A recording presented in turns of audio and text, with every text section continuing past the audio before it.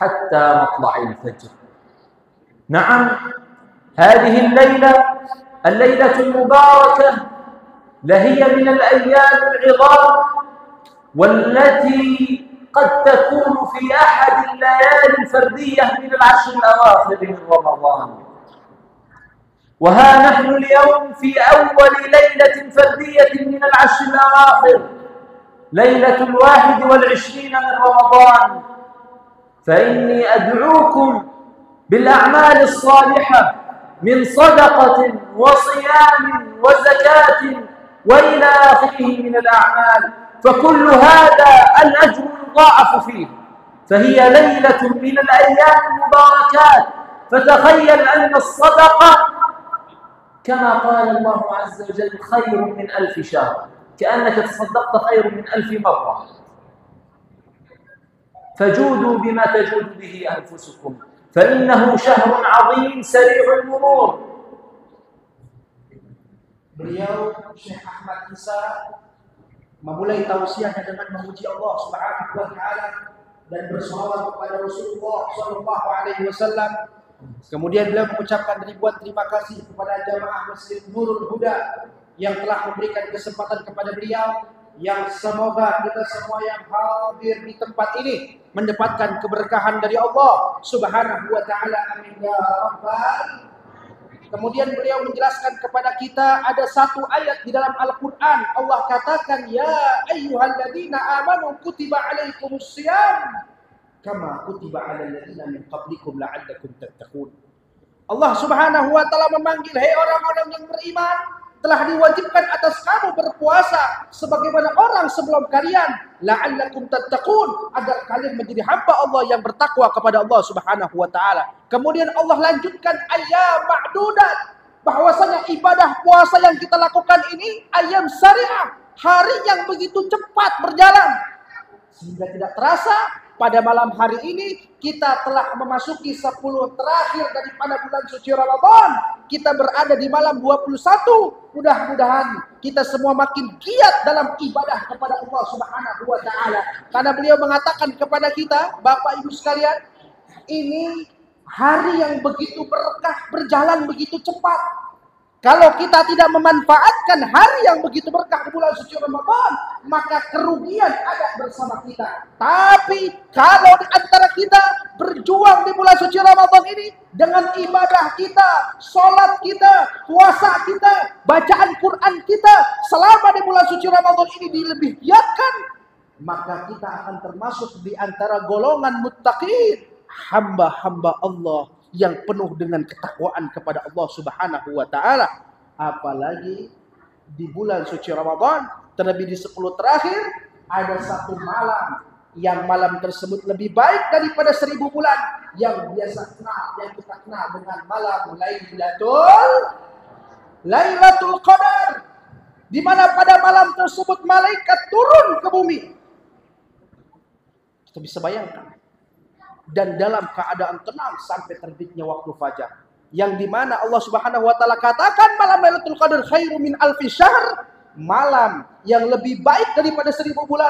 Maka beliau mengatakan, maka siapapun orang yang beribadah di malam Lailatul Qadar, maka seakan-akan dia beribadah selama 1000 bulan. Kalau ada seseorang yang bersedekah di malam Lailatul Qadar, Anda bisa bayangkan, maka sama seperti orang yang sedekah selama 1000 bulan.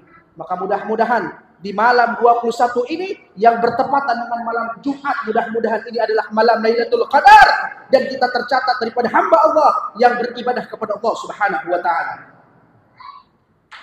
وكما أن الله عز وجل فضل بعض الأزمنة على بعضها، ففضل ليلة القدر دونا عن باقي الليالي، فقد فضل بعض الأماكن على بعضها الأخرى، ففضل 3 أماكن دونا عن بقاع الأرض جميعا. الأولى المسجد الحرام في مكة المكرمة، والثانية المسجد النبوي، والثالث المسجد الأقصى. وفيه قال الله عز وجل سبحان الذي أسرى بعبده ليلا من المسجد الحرام إلى المسجد الأقصى الذي باركنا حوله. نعم، الله عز وجل يفضل هذا المكان الذي أسري بالنبي صلى الله عليه وسلم من مكة إلى المسجد الأقصى فصلى في الأنبياء هناك ثم عرج إلى السماء فكتبت علينا الصلوات الخمس.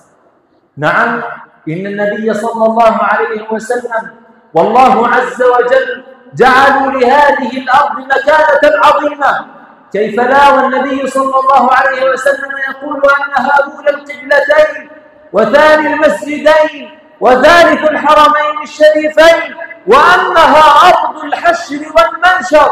النبي صلى الله عليه وسلم بشر بذلك. نعم، فعندما قال الذي باركنا حوله ليبين لنا أن هذه البركة عمت بلاد الشام وتعم أهل غزة على وجه الخصوص لقيامهم بجهاد في سبيل الله، فاجتمعت فيهم 3 خصال. الخصلة الأولى الأيام المعدودات في الشهر الكريم، والخصلة الثانية المكان حيث قال الذي باركنا حوله، والخصلة الثالثة الجهاد في سبيل الله. Kemudian beliau mengatakan, Alhamdulillah Bapak Ibu sekalian, beliau datang dari negeri yang jauh di mata namun di dekat di hati, yaitu adalah negeri Palestina. Berbicara tentang Palestina, maka beliau mengatakan kepada kita bahwasanya Palestina adalah negeri yang diberkahi oleh Allah Subhanahu wa taala. Bagaimana negeri tersebut diberkahi oleh Allah? Allah yang mengatakan di dalam Al-Qur'an ketika kita berbicara tentang Palestina, bahwasanya Palestina merupakan negeri yang tidak bisa pernah kita lupakan, karena di dalam agama Islam ada peristiwa besar yang tidak bisa kita lupakan di dalam sejarah Islam, yaitu adalah Isra dan Mi'raj. Sedangkan peristiwa Isra Mi'raj tidak pernah bisa dipisahkan dengan Palestina. Sebab apa? Allah katakan dalam Al-Quran, Subhanalladzi asra bi'abdihi laylan minal masjidil haram ilal masjidil aqsa. Allah katakan, Allah memulai ayatnya tersebut dengan kalimat Subhana, Maha Suci Allah yang telah memperjalankan hambanya dari Masjidil Haram yang ada di Mekah ke Masjidil Aqsa yang ada di Palestina, alladzi barakna haulahu. Allah katakan yang dimana kami berkahi sekelilingnya. Sekeliling Masjidil Aqsa diberkahi oleh Allah Subhanahu wa taala. Bahkan Nabi Muhammad berbicara tentang Masjidil Aqsa, Masjid Aqsa yang ada di Palestina itulah ulal kiblatain, kiblat pertama bagi umat Islam. Sebelum kita sholat menghadap ke arah kiblat, Nabi Muhammad dalam riwayat sholat selama 16 bulan menghadap ke arah Masjidil Aqsa.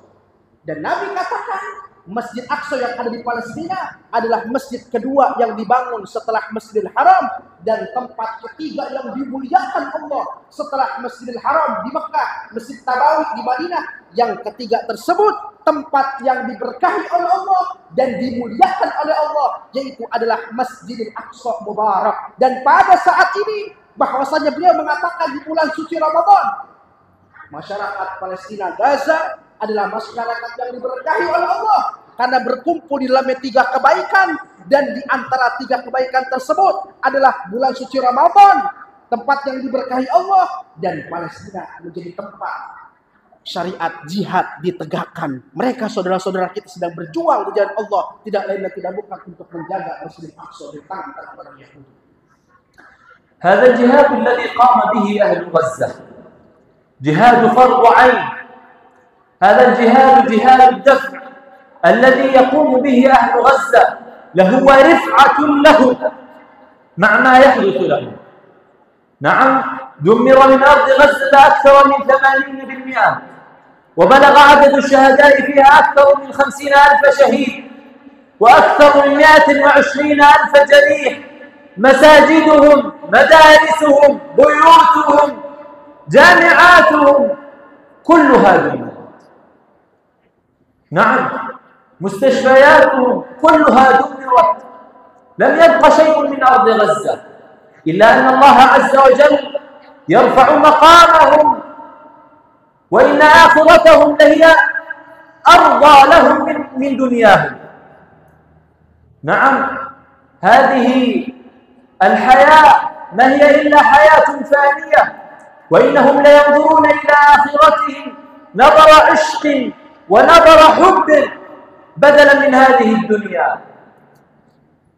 دمرت أرض غزة، بلغ عدد الشهداء فيها مبلغها، لكن الله ورسوله وعدوهم بخير، فإن أجر الشهيد ليخرج من أهل بيته 70 من غير حساب.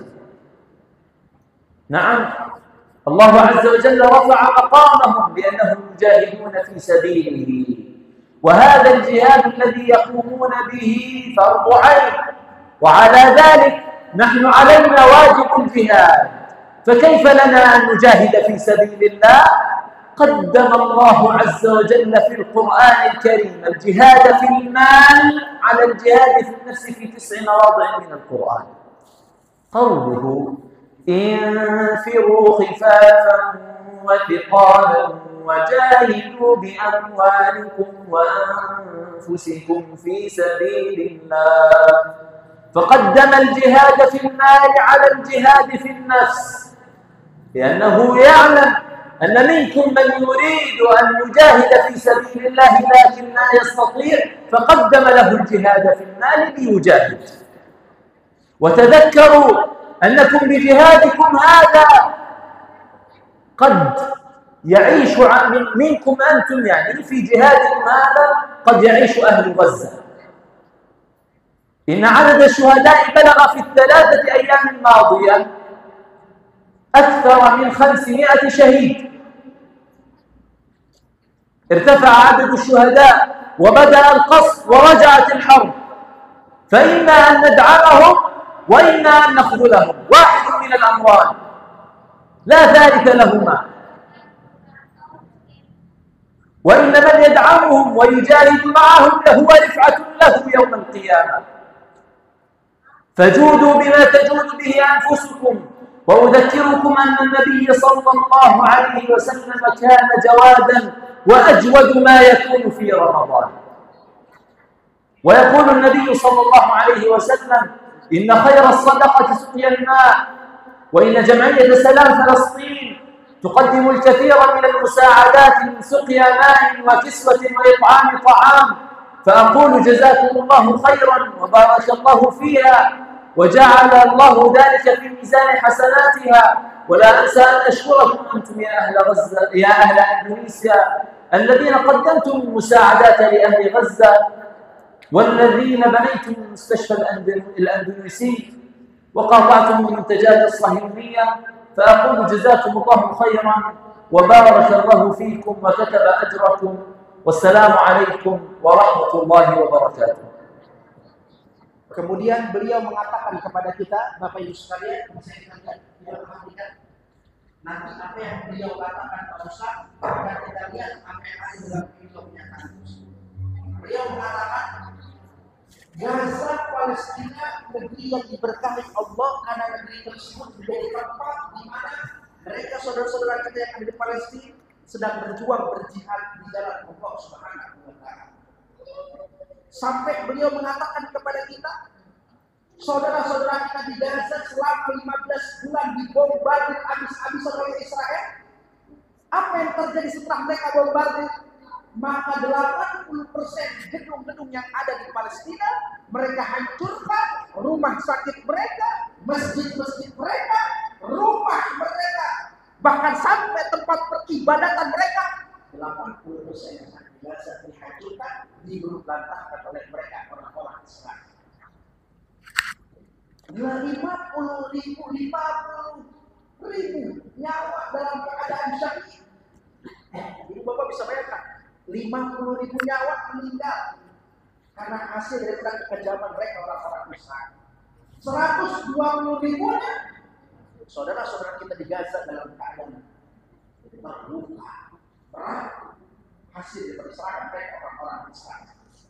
Bahkan tidak sampai di situ. Beliau tadi menyebutkan kepada kita Bapak Ibu sekalian, dalam 2 hari ini terjadi peperangan yang begitu besar. Karena mereka orang-orang Israel melanggar ذهبنا إلى perjanjian المستشفى sehingga بعد dalam 2 hari الحمد لله dan كيف وضع bahkan الآن؟ sampai saat ini أعطوه jumlah الدواء. masyarakat Gaza نسأل الله عز وجل أن يشفيها شفاء لا 500 يغادر orang سقما. dalam 2 hari meninggal karena apa?